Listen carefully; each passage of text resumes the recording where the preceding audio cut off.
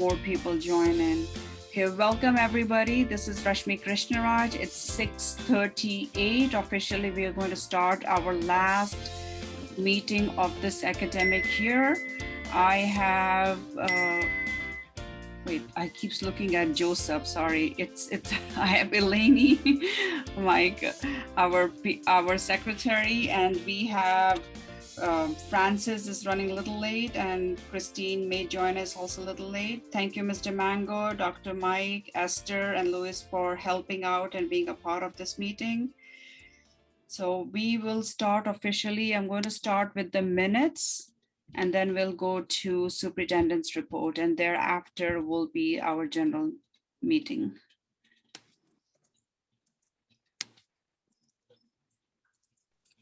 Okay.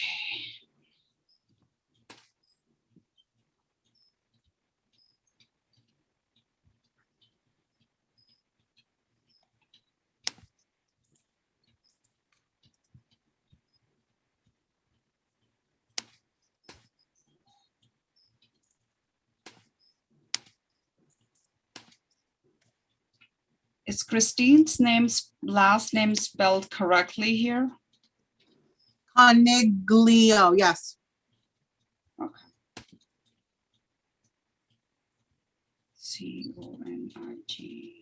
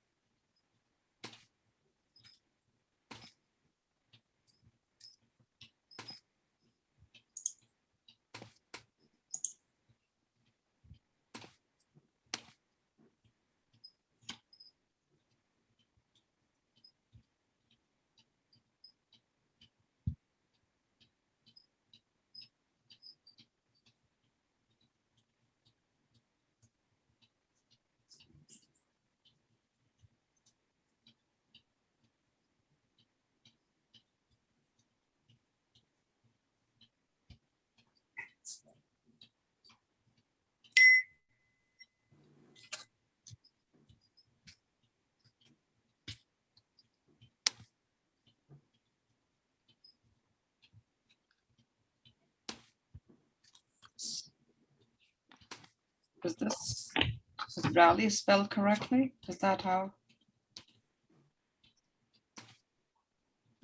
Or is it this one? Is it this? Let me see.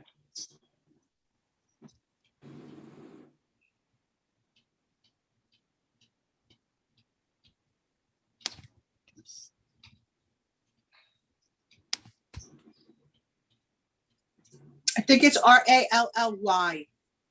R-A-L-L-Y. Okay. Okay.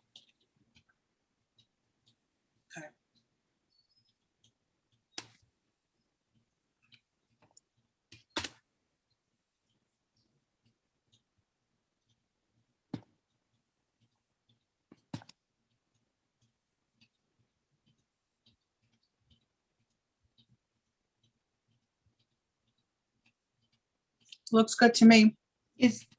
Okay. Do I get a motion to approve the minutes? I motion to approve the minutes. Okay, so did Francis. Awesome. Thank you. Minutes approved. Thank you, Francis. And welcome. I guess you made in. I made it. It was Gosh, you didn't drive 80 miles per hour, did you? no, so much traffic in Brooklyn. I just went to Brooklyn and back. Okay. So we just did the minutes as you were here, and then I'm going to give the floor to Ms. DeMango for her report, and then we'll start after that. Okay. Okay, so am I on? I'm on, okay. So hi, everyone. I actually just want to end this school year by saying thank you to all of our PTA presidents and boards for the tremendous work that you have done this year in support of our schools and our students, and in working with me around things such as graduation and to ensure that our kids had the best opportunities for enjoyable adventures in any way possible. I really loved our conversations and in working with all of you. And so I just want to thank you, because during this time, we all were in a space and life was extremely overwhelming. And yet, as parent leaders, you took the time to ensure that our kids had what they needed and the best of it. So I just want to say thank you, give you all a round of applause for that work. That was awesome and amazing. And thank you so much. We're excited to continue our rollout for next year. As you have heard the chancellor say, schools will be fully open come September.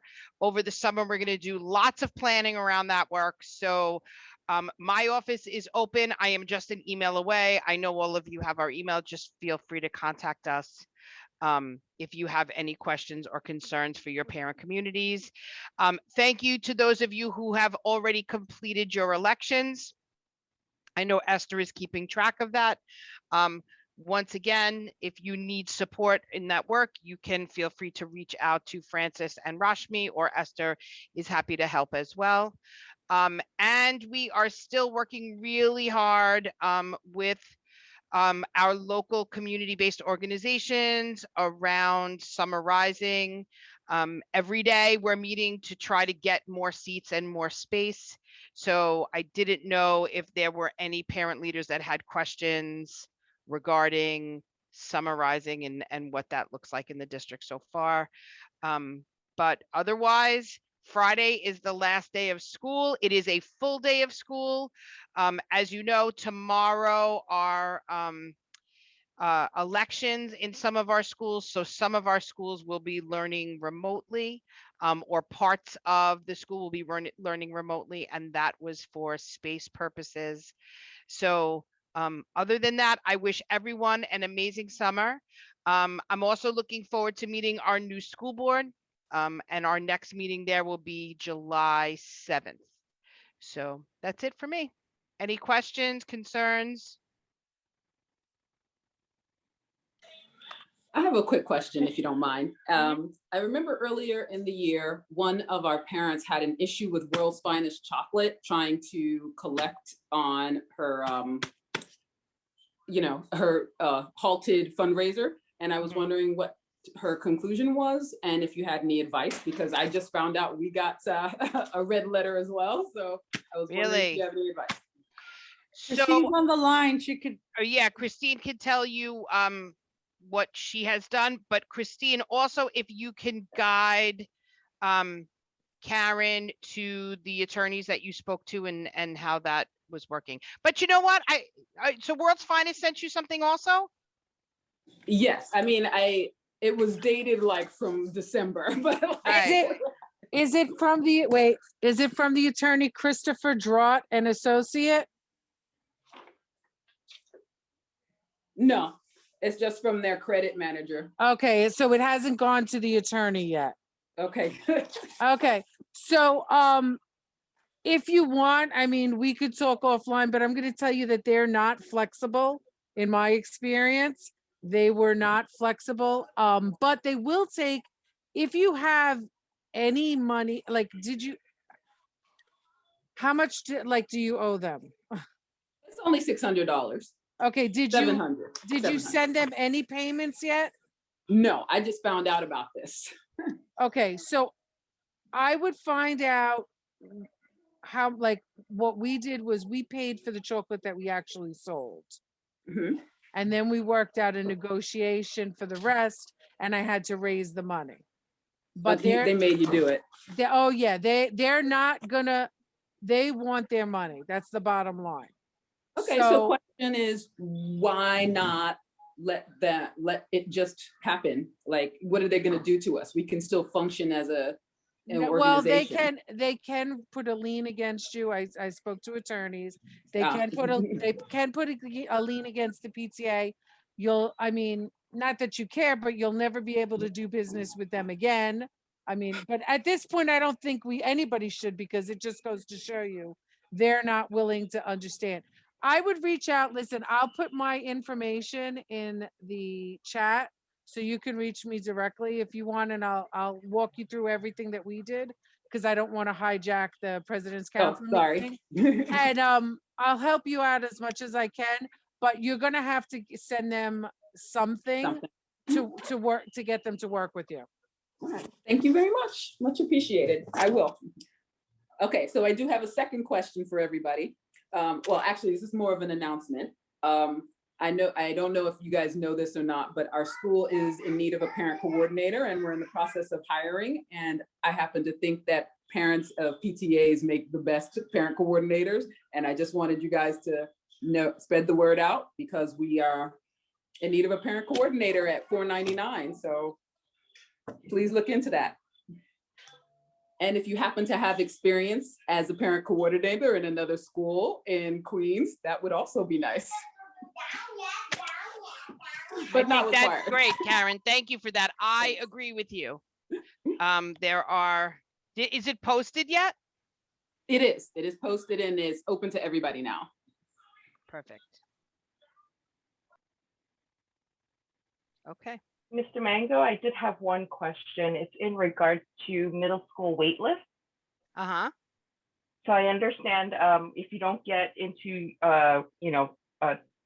one or two seed, anything above where you're given an offer, you're automatically waitlisted, but the waitlist closes in August, correct? Yes. So what happens if I do want to continue to stay on that school's wait list past August? So my belief is that you could still have an opportunity to go to the school. I have to double check with enrollment, because wait lists were new things for us last year. But schools don't necessarily have to follow the wait list. They work through enrollment. Louis, is that correct? Do you know? What was your question? Her question is, we know that wait lists close in August, but Correct. what if a parent is saying, okay, I still want to pursue maybe having an option to go to a school that may have seats in September. And I said, I don't think they have to follow the wait list, and instead they go through enrollment. Is that how that works? Yeah, they have to go through through contact enrollment directly, or if they're open, you can go there. And they can tell you what your options are. When you mean enrollment, you mean the school's enrollment, or like the welcome center? The welcome center, yeah. Okay.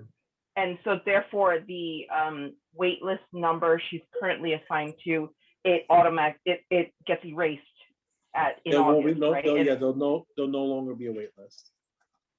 Okay, and whatever she was given, that number is invalid, or holds nothing. Mm-hmm. Okay, thank you. Do you know when we should reach out to the Welcome Center? I mean, you can reach out to them at any time. If you contact them now, they'll tell you, oh, the wait list. So you might want to wait until that changes, and then you can contact them about availability in other schools. Do we have the August close date yet, or that's not determined yet? No. Just exactly what you see which is in late August. Okay, thank you.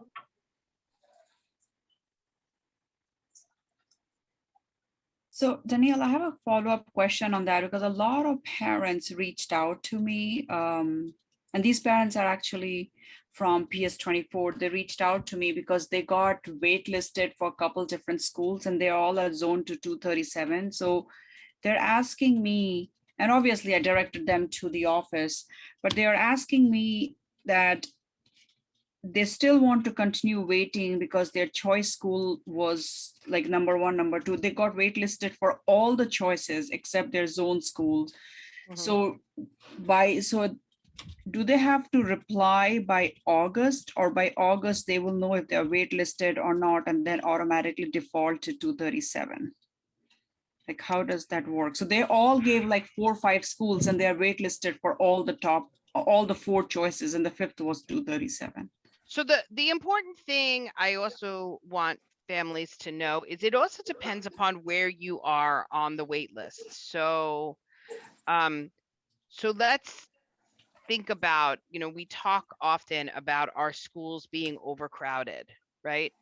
As the summer goes along, there will be some kids who may drop off of the school, off the school register, they move. But for the most part, if you're very high on a wait list through the middle school choice process, is a very low chance of you getting into one of those schools. Because remember, we do have a lot of zone kids that we've maintained. So those kids, if they've selected to stay in their schools, stay there. And then there's the left, they do set aside some seats for them. So like, I don't want to give particular numbers because I've seen some crazy things happen, but I will say individual parents should call the schools to ask them about their wait list. Like, is your wait list moving? Does it normally move? And whatever those principals or schools say is what should drive your decision making. But what Lewis is saying is correct. So once the wait lists close, they no longer exist.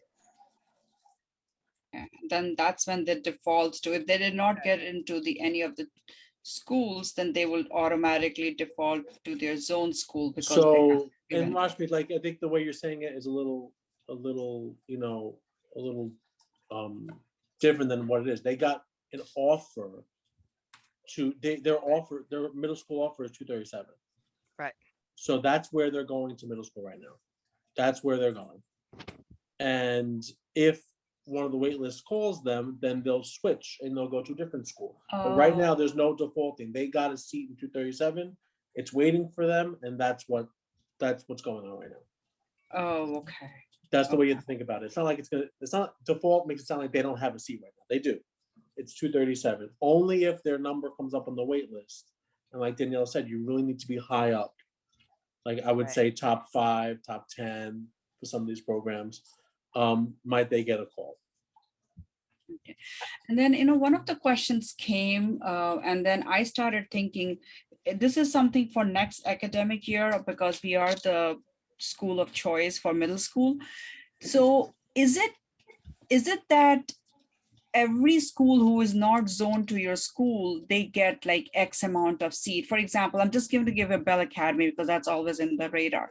Bell Academy, let's say, has 25 seats, which they give out for non-zone schools. So, and they distribute that 25 seats to each individual school. So they said 2 seats per school. No, it's a random lottery.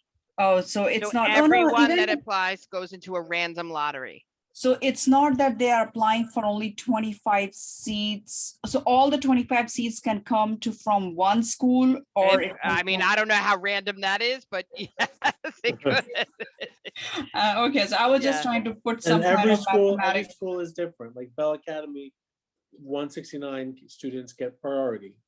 So if there's 100 seats and 125 kids from 169 apply, then only 169 kids will get in, and it'll be a lottery of those kids.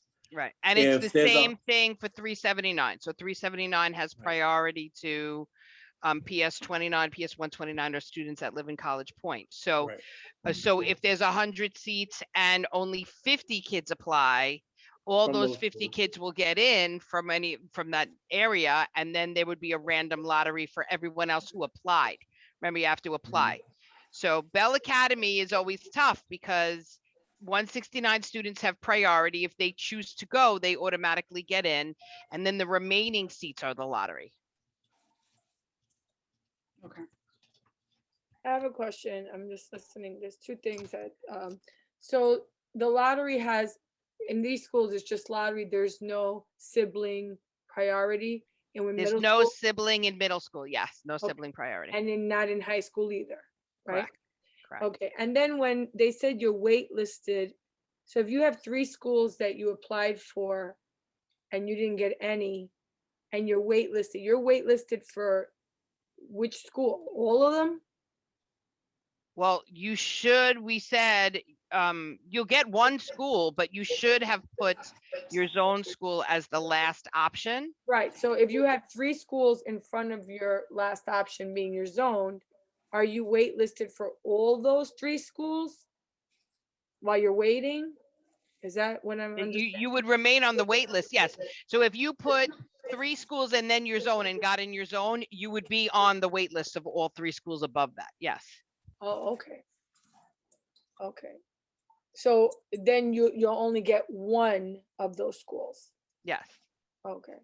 Okay, thank you. Also, Rashmi, ask your friend what number is she on the wait list. It tells you. Like my son, even though it's high school, he's going to St. Francis Prep, but he put in for aviation high school. And it says you are number 468 on the wait list. Yeah. If you look in your My Schools account, it's on there. Yeah. It says it, like once you open your My Schools account, like Superintendent Domingo was saying, it will tell you what number you are at. Okay, You know there what are I mean? multiple parents, so yeah, I'll give them the information. They should actually, I like the idea, they should call the schools individually and Well- find out. Well, all they have to do is go on the website of my schools. I don't remember, and they'll see what number they're at. They could be 50, Yeah. 100. So what Yeah, was- that's different from what I was saying is different from what Eleni is saying. I'm saying to call and ask them about their wait lists and Right. how Yeah. their wait lists move. But parents should go into the My Schools account to see what number they are on a wait list. So if you're 50 on a wait list, most likely you're not going to get into that school. So What what's happens if 450? what's a safe number on the wait list? 9. Yeah. So 10 or less. Single digits. 15. Number I don't know, one. but that's what I'm saying. I don't want to speak. Every year is different. Right. Every school is different. So that's where Right. I'm saying to kind of Right. like sometimes I've seen like what a situation It like also, oh, Lewis is talking about, which is, you know, all the seats were taken up by, you know, the priority school. And Right. sometimes I've seen 2 classes be filled, you know, like it it depends. also depends too on if your child has an IEP or as, if there's general education seats or ITC seats. So like if your child wants to be in an ITC class based on their IEP, they might have general education seats, but not ITC seats. So that also can bump you down on the wait list and vice versa. And your position on the wait list can change. Right. Yep. So it's not like if you're number 9 today, you could be number 12 tomorrow. Yes, and you know how that can happen?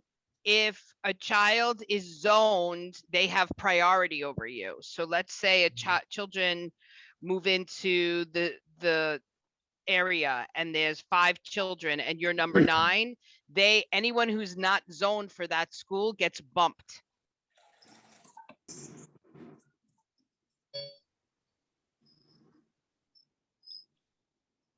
So you can go from 9 to 14.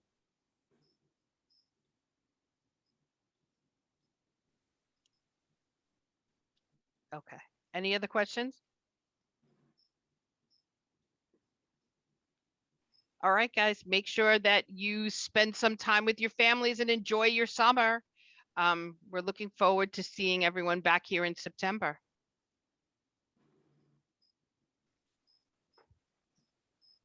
Okay, Rashmi and Francis, take it away. Thank you, Mr. Mango. Okay, great. Thank you so much. I started the meeting, so I'm gonna give the meeting over to Ms. Gonzalez. Go ahead. Ms. So thank Gonzalez. you, everyone, and welcome. I'm sorry I came late. A good friend of mine had passed away over the weekend, and so it was a little difficult. And so I'm here. So the next thing up, and thank you, Mango, for your report, is the President's report. We really don't have much. We're here again to support anyone who needs help with their elections.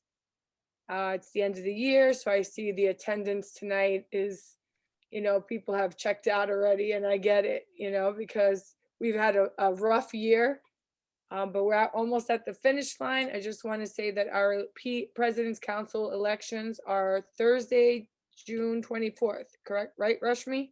24th at 7 p.m. That is just an election meeting. And there at that meeting, we'll do presidents, recording secretary, and treasurer. So. So I'll have an announcement in detail after you're done at the end. Oh, okay, great. And that's basically it. And we want to thank everyone, for their service and stepping up to the plate. Not all parents do, so we definitely appreciate you and including ourselves, who's a volunteer job, and with the support of Esther and Danielle. Thank you for your support, and Louis and Michael. So we appreciate it, because we all need to support each other in order to keep this process going.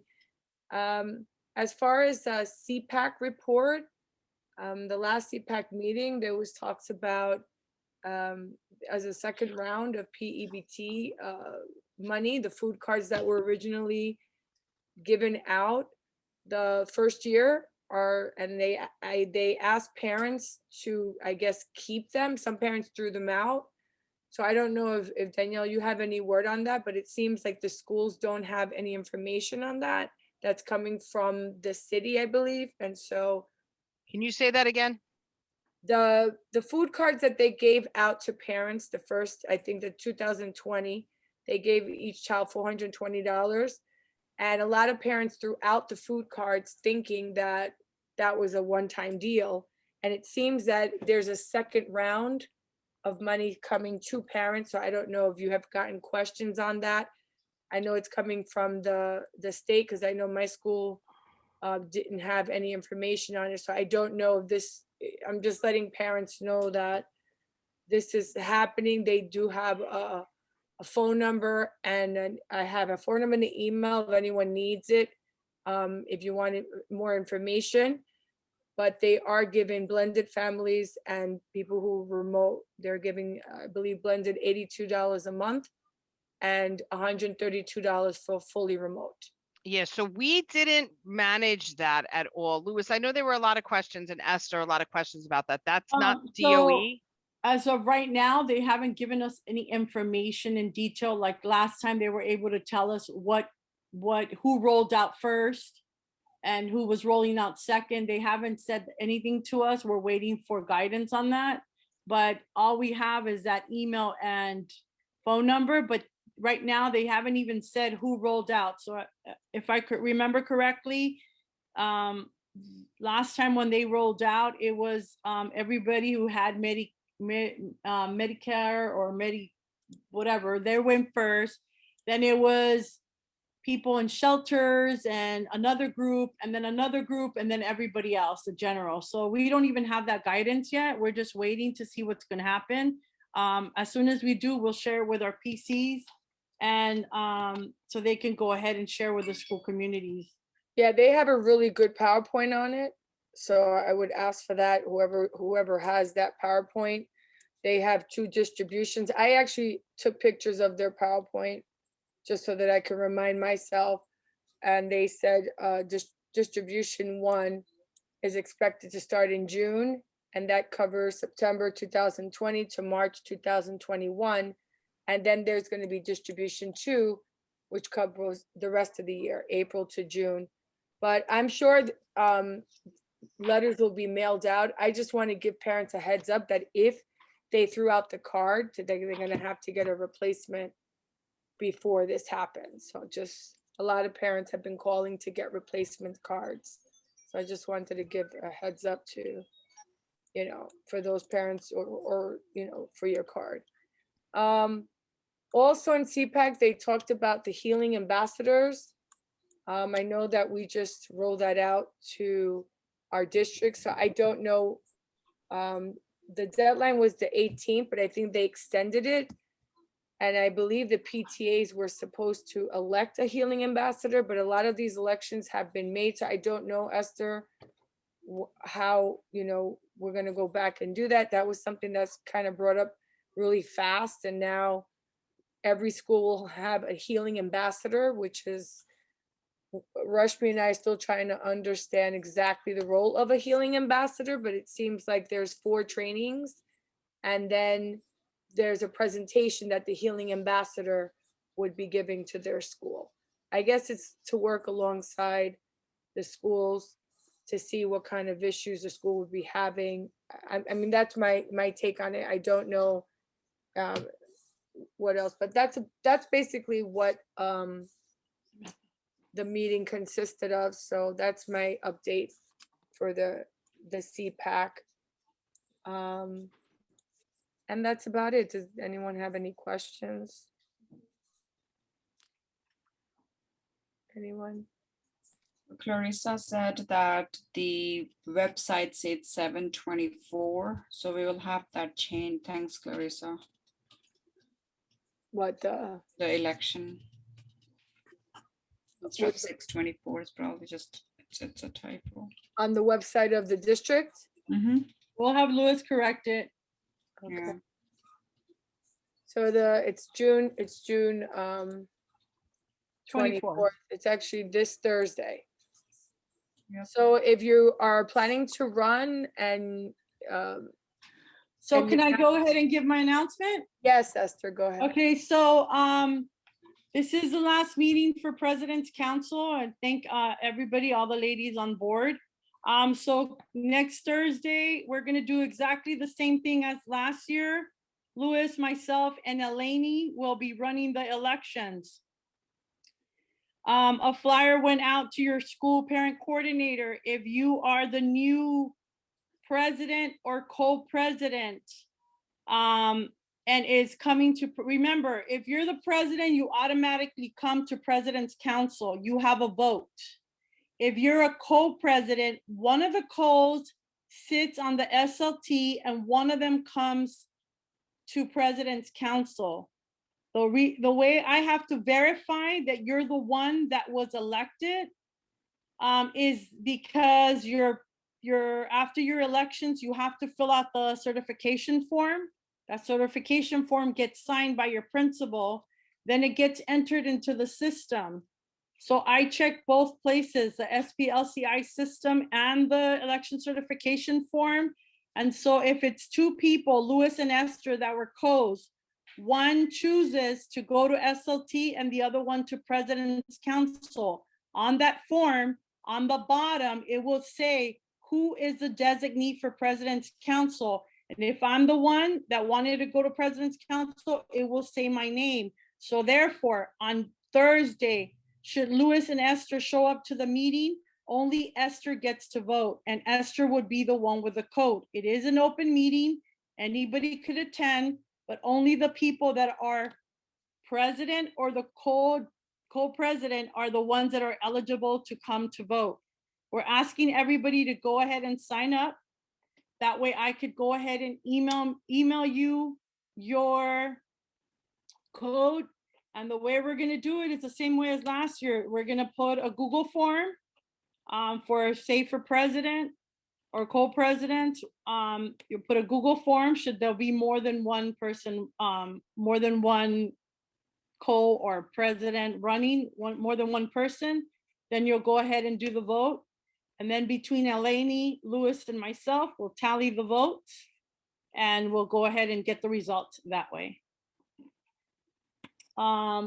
If you are the new elected president or co and you're the one, and all you have to do is go on the website, the DOE District 25 website, sign up, and I'll get a notification and then I'll go ahead and send you an email right away. And that's it. And we're looking forward to seeing everybody on Thursday. We do, just like a regular school, we have to have quorum. So that means 8 schools have to be present to go ahead and have an election. And I'm working on that as we're speaking. I'm double checking and verifying everything. And that's it. Look forward to seeing all of you on the 24th for elections for the new school year. Esther, want so to make does our school, for example, my school, we have to do it or the parent coordinator does it? Choose what? Which one is going to vote? So on yours, Tiffany is the designee to come to here. I just checked your school, that's why I know. Okay. So Tiffany, you have, oh my God. I just went blank on her name. Oh, Jesus. Anyway, so you have both of them.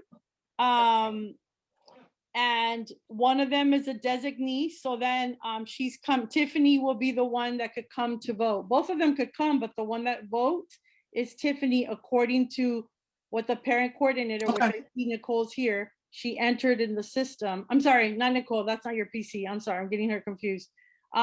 Your President's Council designee is Tiffany. Tiffany. And did the meeting code go out for that yet? She Like hasn't, the Zoom once link? you register, once Tiffany registers, I will send her an email with her code And where does she register? on the District 25 webpage. And we're gonna put the flyer that went out on the chat. Louis, can you help me with that? Let me see if I could pull it up. Got it. We'll share it with you guys here.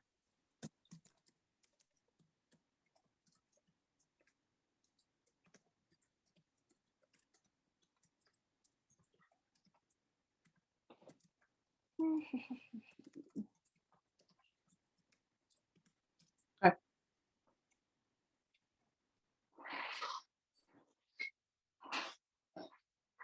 All right, I'm trying to download it. Chat.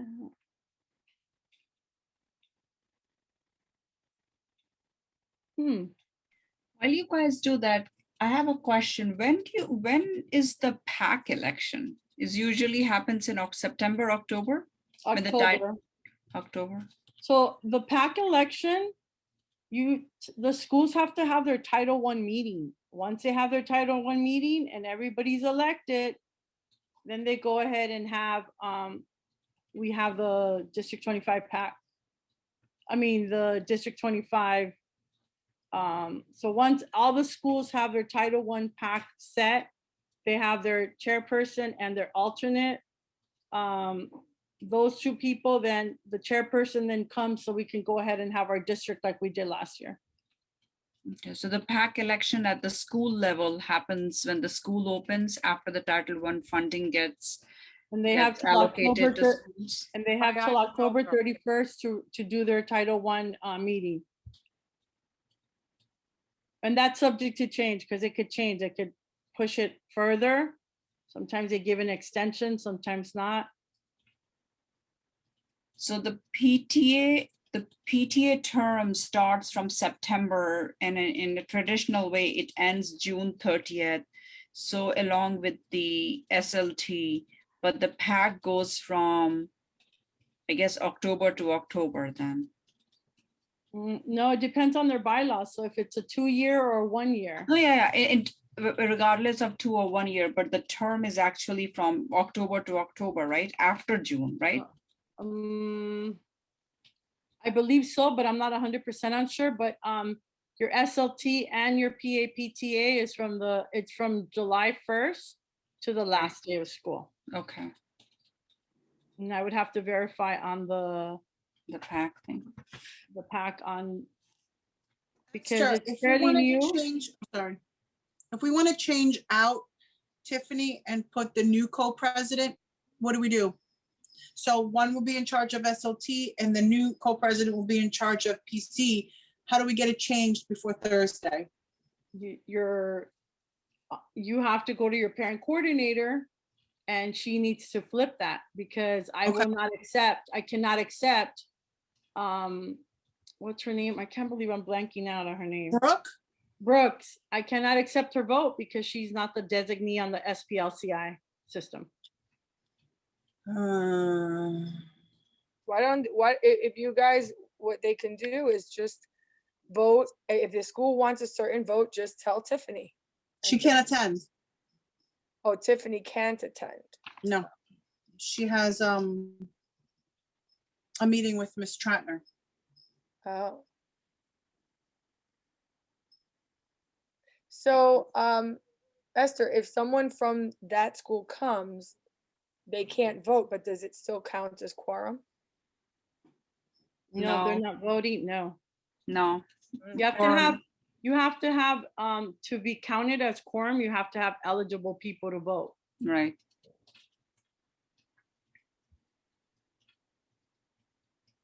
Got it.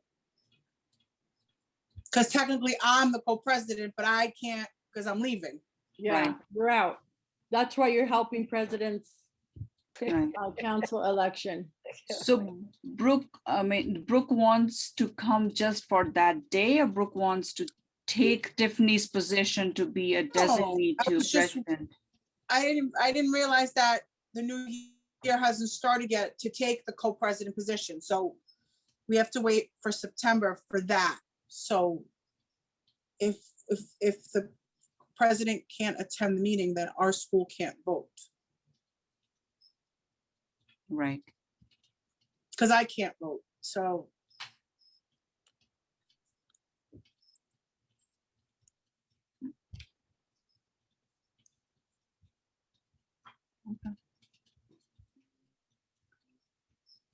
Okay, so Okay, I don't know if anybody has more elections on the questions, but anything that you have questions on, you could go ahead and email me and I'll answer them. I'm working with some PCs that are helping me so we can have all the names and ready so that everybody gets a voting code and everybody's set.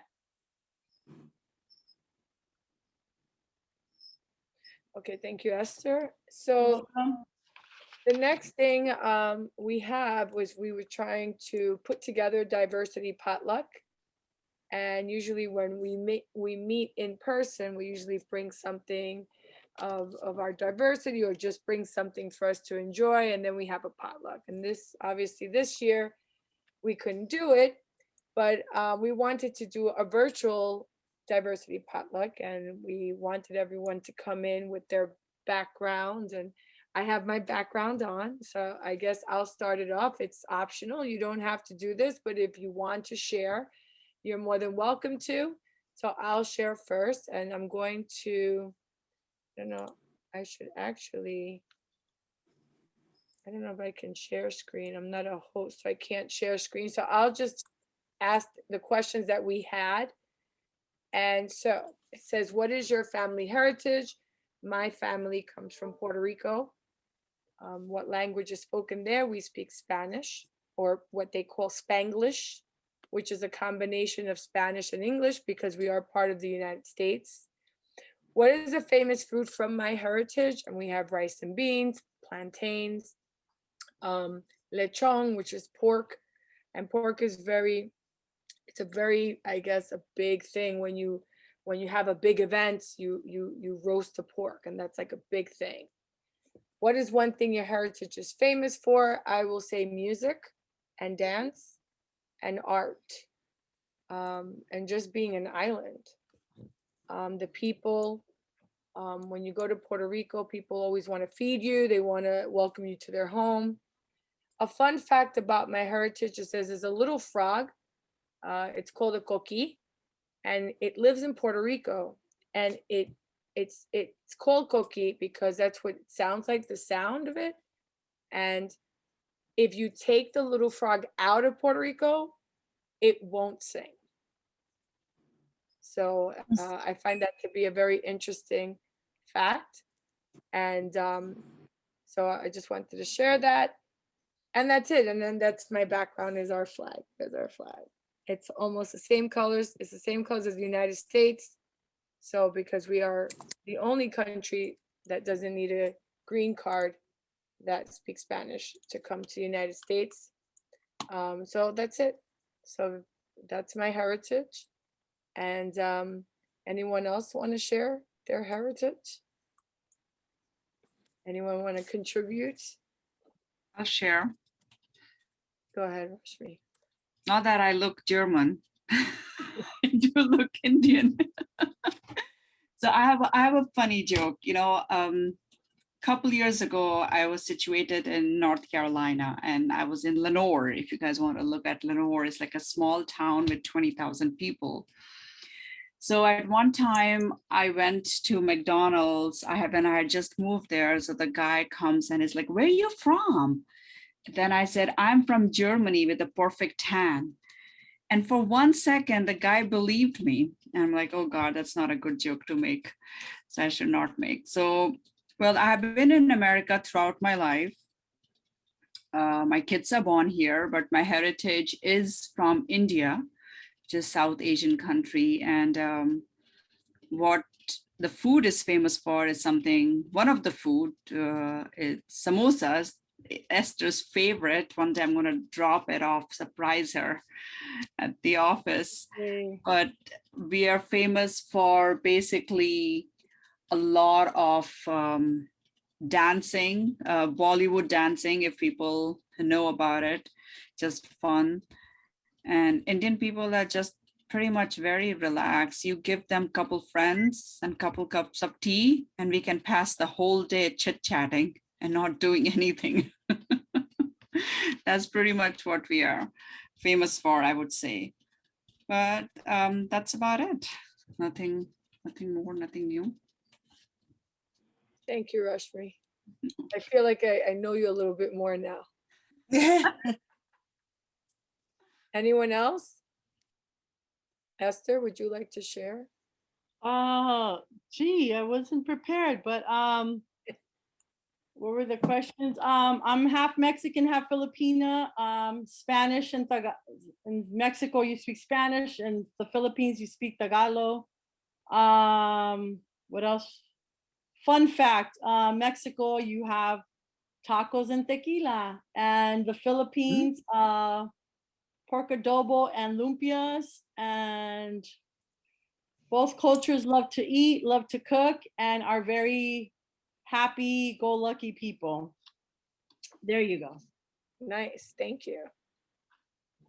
Anyone else?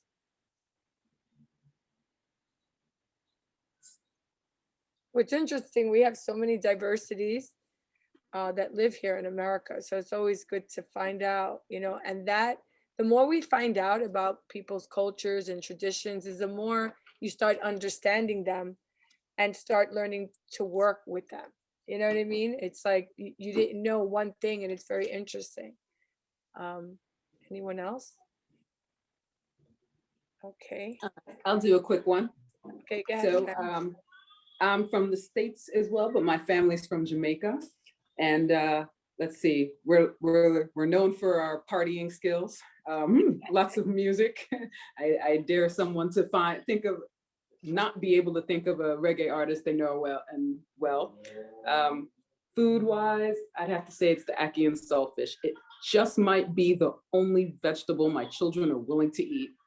Whether or not it's actually designated as a vegetable, might be a flower for all I know, but it's definitely one of our signature dishes.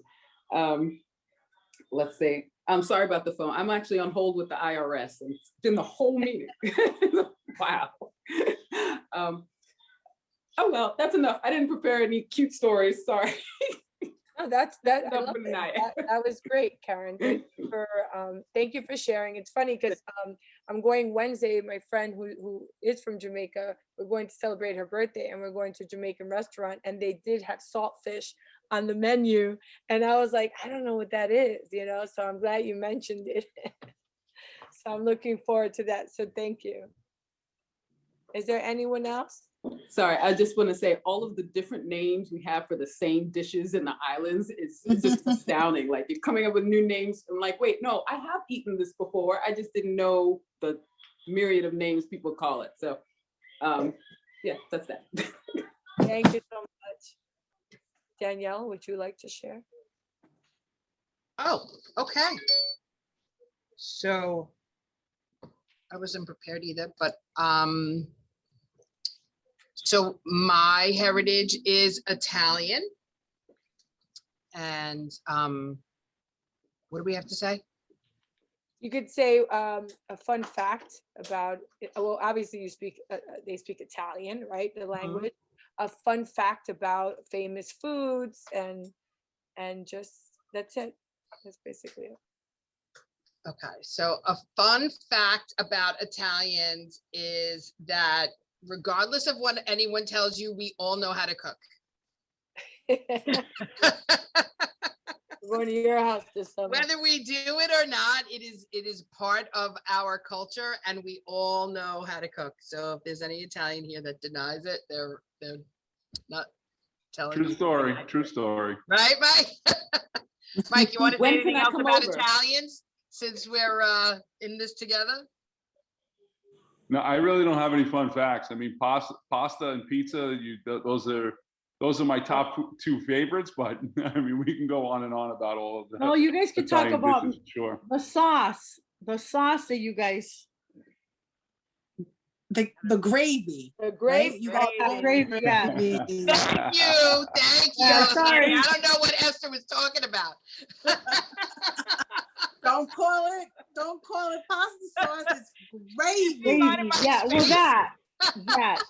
No, it's actually sauce depending on where you It's- come from in it. Well, Yes. yeah, it's not just Okay, depending. Sicilians don't say gravy. Well, Okay. the gravy, hi everyone, I'm not turning my camera on because I wasn't prepared for that. The gravy is, I think people that came a long time ago, call it gravy. Like I had a great aunt who had come many, many years ago, but if you are more recent in the United States like me, it is not gravy, like that is just, it's almost like I hate to say a mortal sin to call it gravy. I mean, it's not even sauce because it's like sugo or ragu. I mean, you would say it in Italian, but Right. also like I would say the fun fact is that Italian food is actually very regional, but Italian food in America, like everyone thinks it's all the same, but really like food is very regional. So like if you're from Northern Italy, you probably don't make dishes that are very common in the South and vice versa. So. Right, and Yes, chicken thank you, parmesan. Isabel, yes. And And chicken also- parmesan is not Italian. Yeah, Only also, melanzane, yeah. Also, only we eggplant.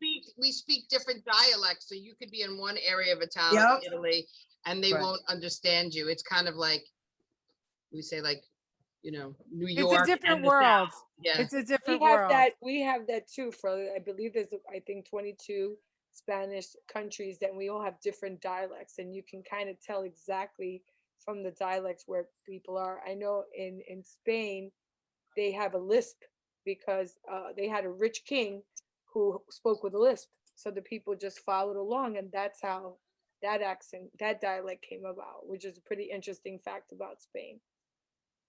Anyone else? So since I'm the only Greek here, so I was born and raised here.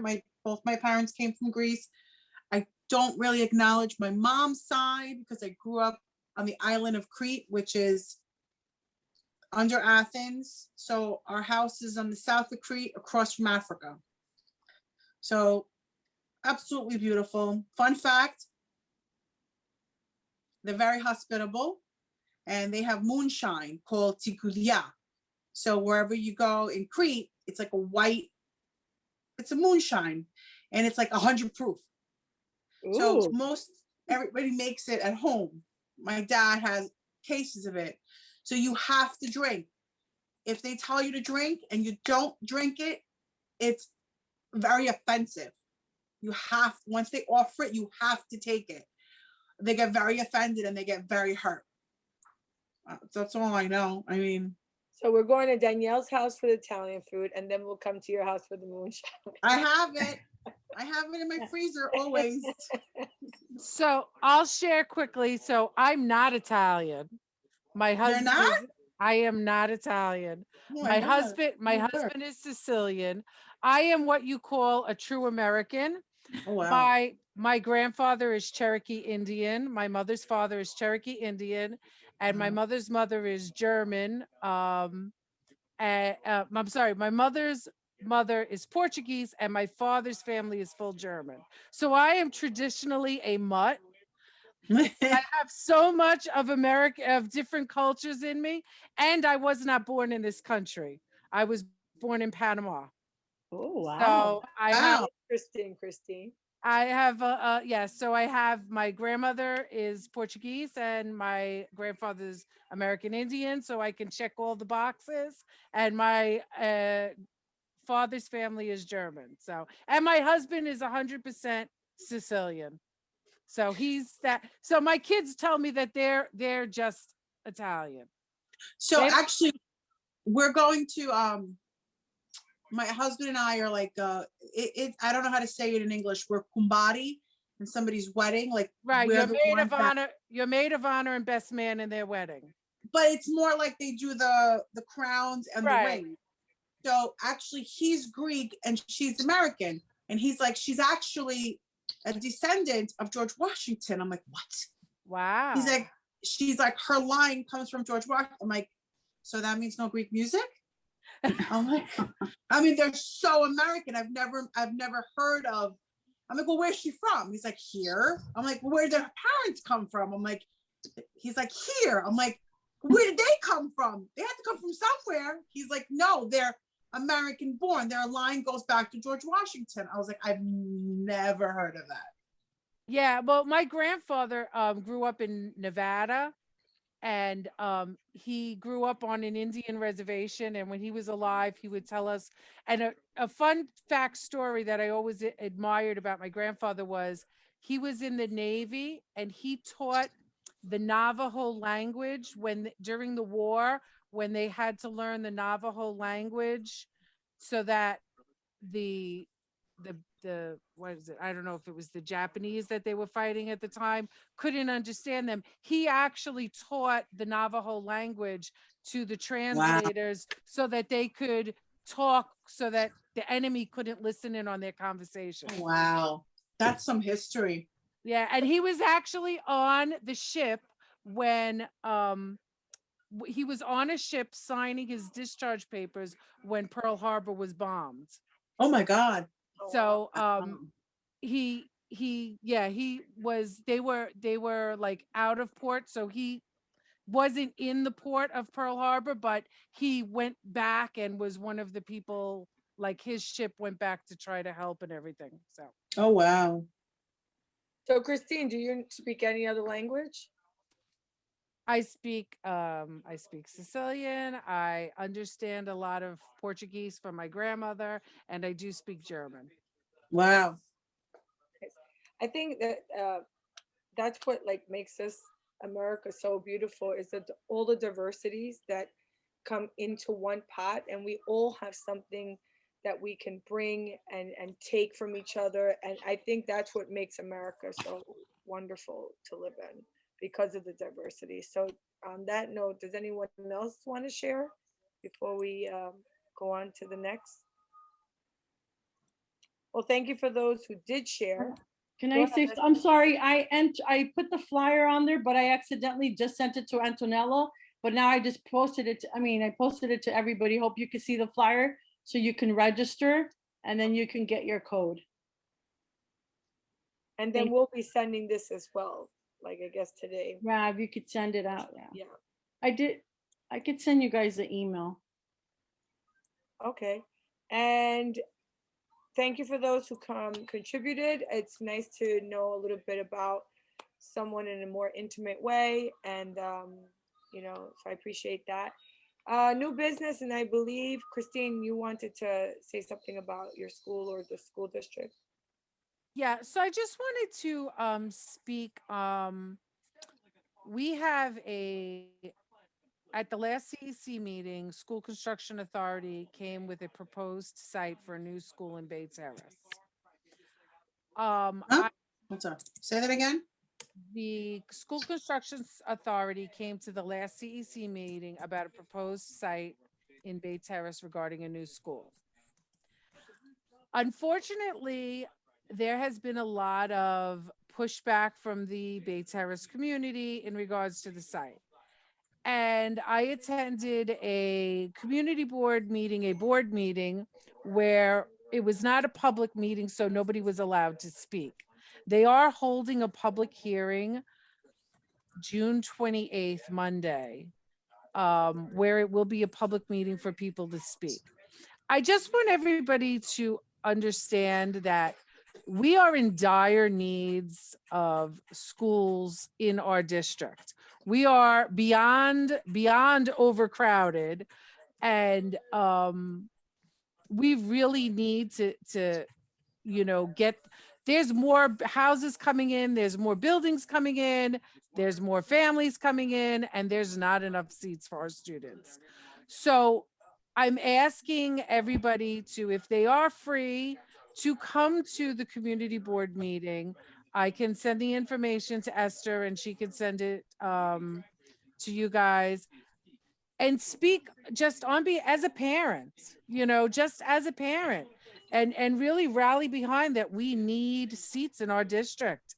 And even with the extension for 169 in Bell, we are still seats over capacity. I mean, as of right now, I don't have the figures in front of me, but I believe it's like 136% over capacity. So Christine, can I just speak a little bit to this? Yes, you may. So so for those of you who have been, you know, parent leaders for a long time, you may have been around to see the transition of our district becoming overcrowded. Now, that's a really good thing because people have faith in our communities and they want to live here and they have faith and trust in our schools. And I love that. And one of the things that the CEC has done since as long as I can remember, when, you know, Nick Carrata was president and then Morris and then Joseph DiBenedetto, they've really pushed on SEA to build schools in our district. The problem is, and for those of you who live in this community, and that's the district in its entirety, there is not that much land in this area. And the land that is in this area is unattainable. It's just very, very expensive. And for those of you who sat at CEC meetings, you know that SEA comes, they give a website, they say if you know of any land coming up for sale that you may think that could be viable to build a school, let us know. SEA has been really wonderful in working with us around extensions. And you'll know in the past few years, you've seen PS 129 has gotten an extension. Now there's one at 169 that's and Bell Academy that's got an extension. PS 24 has gotten an extension. PS 32 is up for an extension. So they've really done a tremendous job in helping us to put extensions on our buildings. But now they've found a site, and it's been over 20 years since we've had a school built in our district, and our enrollment is not getting any smaller.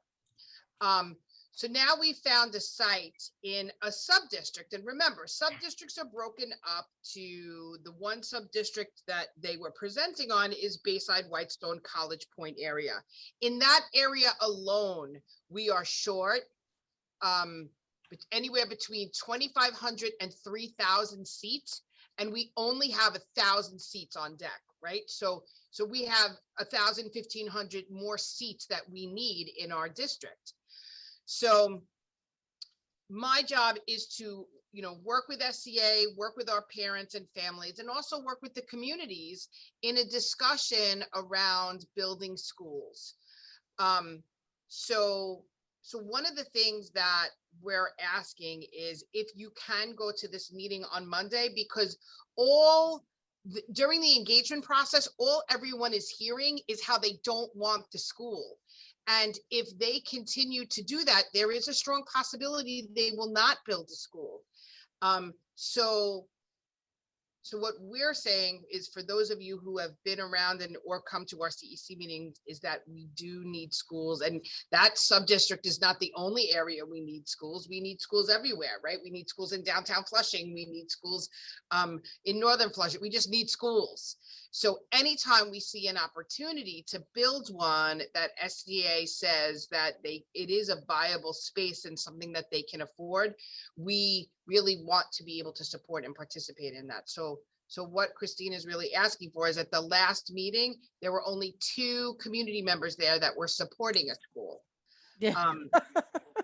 And yes. everyone else was saying they didn't want it. So I have a question. Is it an in-person meeting? In person? No, it was a Zoom meeting. So like I said, Esther will, Christine can Yeah, send I'll Esther. definitely go. Yeah, it is engagement time, but I think it's important for families, parents to know, and I see both sides, right? One side is it's a 4-year process. It is construction in your neighborhood. People get upset about that. But on the other side, I do know this.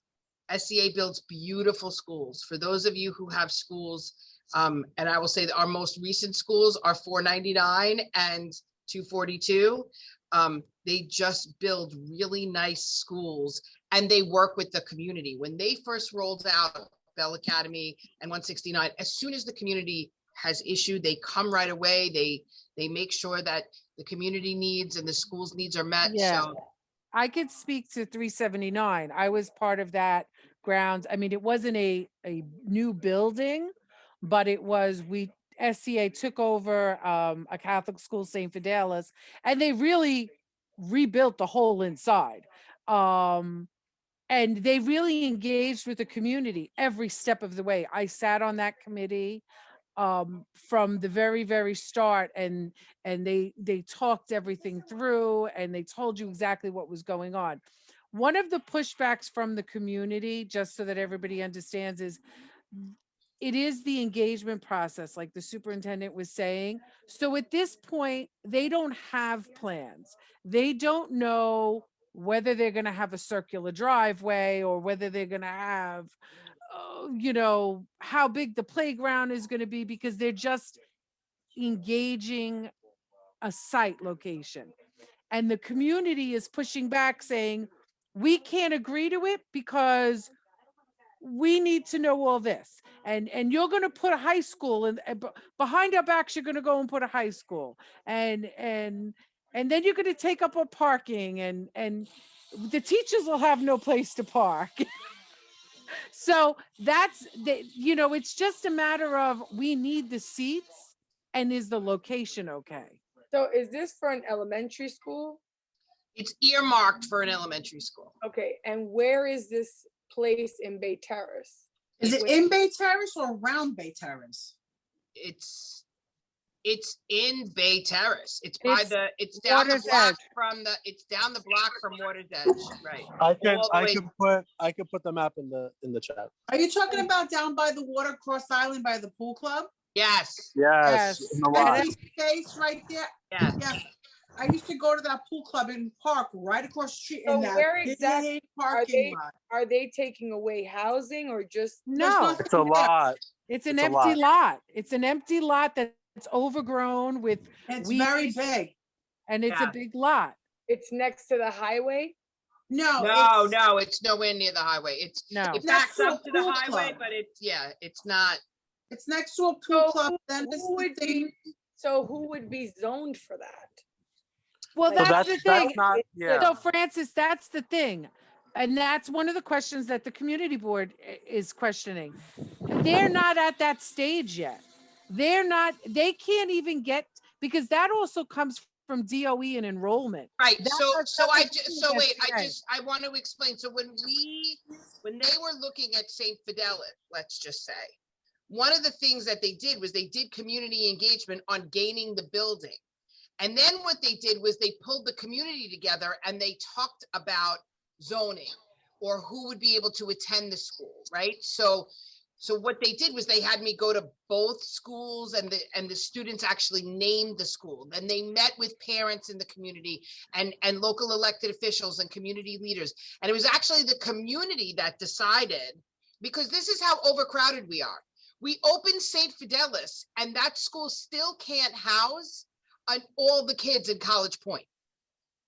So 379 is a lottery school in that community with priority to those kids who go to 129, 29, or who live in College Point. So even as we're building schools, we're still filling them up. 129's construction is done and they're at 100% capacity. So that's where we say, so the zoning piece comes as part of community engagement with President's Council and local community members and parents in that community after we get the land. The only pushback I see is like those people who are zoned for 169. If you build a school that close to 169, those families that want to be zoned for 169 might now be zoned to that new school. And then that takes away their chances of being in Bell Academy. That's the only thing I see once you get into, because they're still going to be so close together, like 209, 169 is very close. And you know And what? 209 is overutilized, 184 is overutilized. So sometimes, and we're not even saying that, but sometimes part of the discussion is, so we open, it's about 570 seats of that school. And that is really part of how we bring everybody together to start talking about what that can look like, what that zoning looks like, what priority looks like. We don't know, but what we do know is we need a school, and the community there is saying they don't need a school, but they do need a school. We need a school in that area, but we also need a school in the sub-district. 209, I mean, it's a pretty long walk, but you could walk to 169 from 209, right? 209 is overutilized. But like 184 I live closer to 169, and yet I'm zoned for 209. Right. I could only imagine once you put in a new school, a lot of people who are zoned for 169 are going to be now taken away from that zone. And I mean, I could see, listen, people here, they don't like a lot of traffic in where they live. And that's what makes Bayside so nice. It's residential. It's not so congested. They have a lot of school cameras here. They give tickets constantly. I mean, so it's going to just be more, congested. It is kind of, it's kind of off the beaten path. It's not like in the center, like where 209 is. So it's not on a major road like that. But, I also say that what makes a community is a school, right? No, I agree with that. Yes. I do agree. But I think Danielle, if whoever can talk to SCA, one of the biggest concern, because I know I was in the CEC meeting, was the fact that it was in some kind of marshlands and people were very. But that hasn't scared. been, if you were at the community board meeting, it still hasn't been. Again, this is the people in the community that don't want it. I've been through many schools proposals in my job, not even with CEC. Nobody wants a school or a homeless shelter on their block. That's the bottom line. And I'm not saying it to be, but anytime I don't want a homeless shelter, I don't want a school, I don't want a hotel built on my block. I get it as a homeowner. I understand the scare of the unknown and everything like that. But the bottom line is that the people that are complaining are coming up with the excuses at the community board meeting were not any, like one of the things they were saying is that it floods. Well, I could tell you, my president of my CEC lives on that building. He said it doesn't flood. But I also want to say something that we don't necessarily recognize because we're an overcrowded school, right? So I want to look at Rashmi's school that just had an extension, right? Rashmi School has a beautiful outdoor upper area, like a gym that you can go into upstairs. Her school has a dance room. Her school has a gorgeous art room. What we don't realize that we're overcrowded, that doesn't mean that kids are squished in rooms. It means that specialty rooms and different types of classes that our kids can engage in, like dance, like drama, like 194 has a drama room that's not used for drama. It's a classroom. You go in, you can clearly see it's a drama room.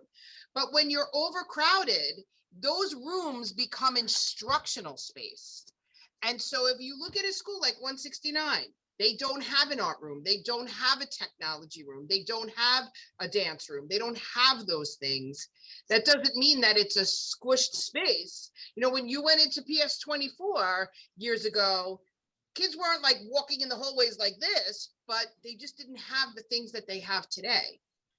Right? Rashmi, do you agree? I mean, you saw the difference in the school. Big time. It's big time. Yes, no, definitely. So I see your point and I see Christine's point, but I wanted to finish my thought. So in order to minimize the noise that's coming from the community board, we have to put a hash on some of the noise. So one of the biggest thing for them was to show a tentative plan, what's going to happen if they're a big school, because when a school is built, it's a lot of excavation that goes on. Like what exactly is going to happen in terms of the quote unquote, again, I don't live in Bayside, so I don't know what exactly they were talking about, but if that's their biggest concern and they're the ones who's making the loudest noise, I think it's a strategy to at least have one or two of their biggest point and try to at least have some kind of plan on that. That way they can think about it and they can say, okay, you know what, that makes sense. Yeah, so I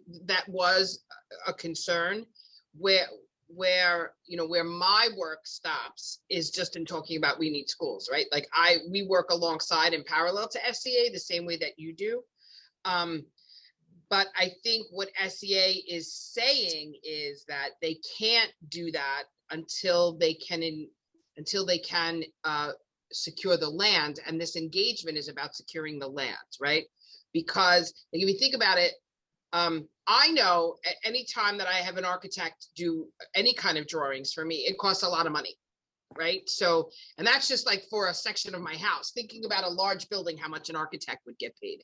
I mean, that's way beyond like the work that I do in, through this in terms of building schools.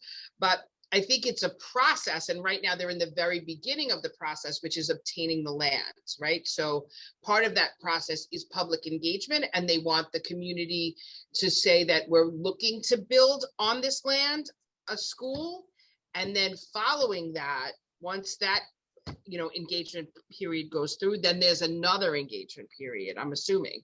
So, but I do think that's the pushback. But the important piece is if our families believe that we should have schools, they would need to see more of us at these meetings, just in support of the school. And at the same time, Rashmi, like what you're doing, like you're hearing them out and getting a clear understanding of what they were asking, because they were asking for plans. Like they wanted to know exactly what it's going to look like. How tall is it? How high is it going to be? What do you do for excavation?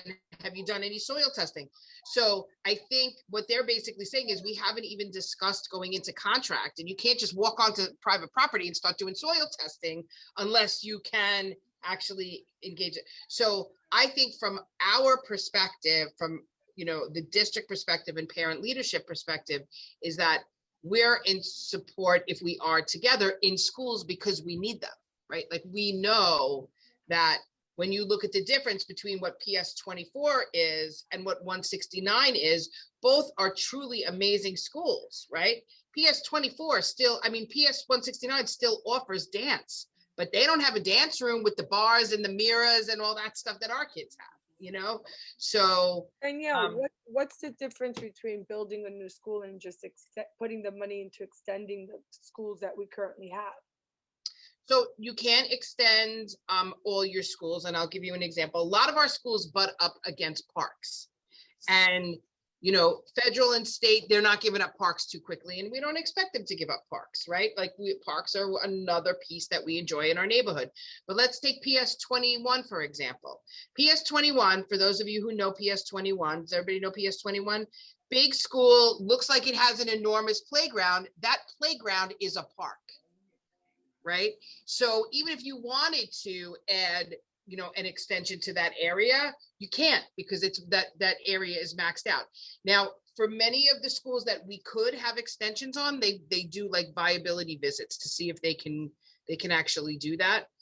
So some of our schools, they're able to do extensions, and others they can't, right? So many of our schools are maxed out. PS20 is maxed out. PS22. Right up against the park. There's no room to build. In this school that they're trying to build in Bayside, are they going to have a parking lot for the teachers? So one of the things that they don't build is parking lots. They don't include parking in any of, as you know, there's no parking lots in any of our schools. Well, parking in that area is very hard.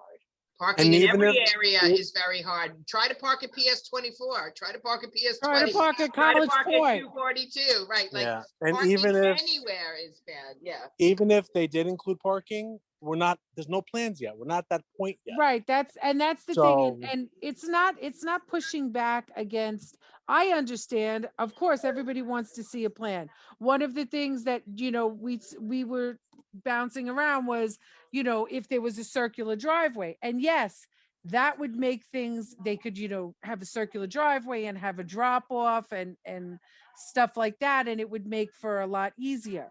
But they're not at that point. But I just want to say that in District 26, I know Danielle doesn't like us to bring District 26 up. But a few years ago, there was a new school built at a location. And I will be honest, working for the councilman's office, when they told me that location, I said, what are you, nuts? Why would you put a school there? Like, what the hell are you people thinking? You know what school I'm talking about, Danielle, right? And I have to tell you, they got pushback from the community, and they got the site, they approved that, and then they sat down with the community said this and that, and we want this and we want that, and they were able to accommodate everything. And I have to tell you, there is not one complaint that comes from that school after all, and I'm talking long meetings, and once they got the site and they sat down with the community and they talked about crossing guards and stoplights and crosswalks and places to drop off and bus drops off, and they ironed all that out. And it is a beautiful school that is flourishing. I think it's fully because they phased it in. So I think it's fully open, and you don't hear anything about it anymore. So when they get to that point, they will work with the community. But I think that the community board, and I say this with all due respect, the community board is filled with a lot of older, people that are not parents to younger school age children. But you said it's not open to the public. Mondays is. Right. The meeting that was the board meeting was all. So I would just recommend this because Monday I'll be away. I'm on summer vacation. I'm done. I'm checking out. But I won't be in town, so I won't be able to attend, but I definitely would have attended. But I would say this. I think as a community, we need to think of making a list of what the benefits are for the whole community to have that school there. Because if we're getting pushback, maybe if people see it in a different way of what the benefits are. I mean, obviously we know what our benefit is to have more room and smaller classrooms for our children. But the community, if they're giving pushback, I think we need to look at it from their point of view and see what the benefits are if we do have a school there. What would be the benefits? Because right now, if they're getting a lot of pushback, it's because they're not seeing any benefit of it. You know what I mean? So let's focus on what the benefits are and promote them at the meeting, other than a new school. Right, like just a strategy to make them feel more welcoming to the idea, because obviously a school for children is always a good idea and it is a part of community, but to help make them understand. Right, but that would be that's what I'm asking is for parents of school age children to come and say how we need schools at that side of the district, regardless of whether it's a 1-story or 2-story, whether there's parking, whether there's not, we need schools. Okay, so I can say this, and this is an example of what I'm saying. Looking at the map, if I lived on a house there, if they build a school, I'm not going to have my waterfront view. You know what I mean? So maybe that's something we say. It's not going to be, you're still going to have your waterfront view, although we don't know that yet. They don't have water. There's no waterfront views there. It's right next to the water. Yeah, but it's kind of like down. Okay. You know, not where they would be building this, they wouldn't have waterfront. Christine, can you send us the information to the district president council's Gmail account, and for what's it worth, we'll just send it to everybody, and then it has all the information, and we can choose to go and to speak but at least some flyer or any information you have that talks about when the meeting is and the Zoom link and all that fun stuff. And what are the pushback? Why don't they want it there? Is it for parking? Is it for? I think it's traffic? parking. I think they want to know exactly what's going to be in their neighborhood. I think it's all of the things that Rashmi was talking about. And all of the things that if I lived in a community, I would ask about too. You know, Yeah, so it's not. It seems like a quiet corner, and now you're asking somebody to make their quiet corner noisy. But at the same time, right, but at the same time, I will tell you, I mean, look, you know, there was a time when there was no money and there was no building. And I mean, I have a school, it no longer has it because we were able to put an extension, but there was literally a fake window on a brick wall.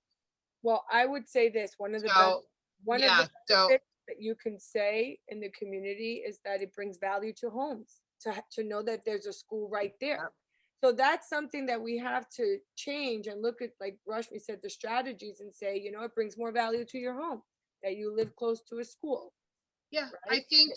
I think, you know, you guys are part of a community. Many of you that live in Bayside, Whitestone, College Point are part of that sub-district, you know, so you all know that there's been overcrowding discussions for a long time, right? So if you could come just to hear, because they need to hear from a broader perspective of the community about how we do need schools, right? And that's it. So if you could make it, like, we would appreciate it, so they could see some families and just looking at how schools are a value and an asset to our community. And I think in District 25, they are, you know, we really do make community. People stay here. You know how many people I meet that say, oh, I went to PS24T, I went to 189, I went to 237, I went to, you know, 169, right? It's, we stay and raise families and have built a community. So, and that's all part of schools. But okay, that's it for us. Thank you, Christine, for bringing that to our attention. And I guess if anyone has any ideas or any like suggestions for strategies we can, you know, whoever's going to attend. Christina, are you going to attend that meeting Monday? So maybe we can send it, you can send it to us, we'll forward it to Christine, or I think Christine put her information in the chat, so send it, you know, and just so that we can.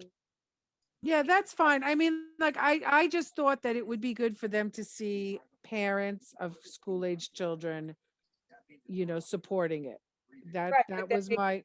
Yeah, no, definitely. But then you want other people to be able to support it as well, you know, because then they're going to say it's just parents with kids that want to support it. And we don't want that. We want it to be a building that can be supported by the community and itself. Like, for example, they took bus stops away in my neighborhood in Bayside, right around that area. Maybe with that school there, they'll put more bus stops. I don't know. More buses now. That could be another benefit. So I don't know.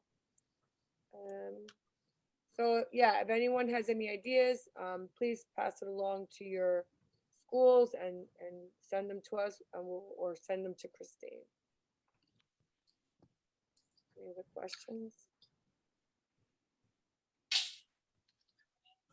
Okay, I think we covered everything. Esther, did we miss anything? No, I think you guys got everything. Good. Rashmi, we're good? Yep. All good. All good. Good luck to everybody. And maybe we'll see each other on Monday on that meeting. Monday, and then we have another date Thursday for the Elections.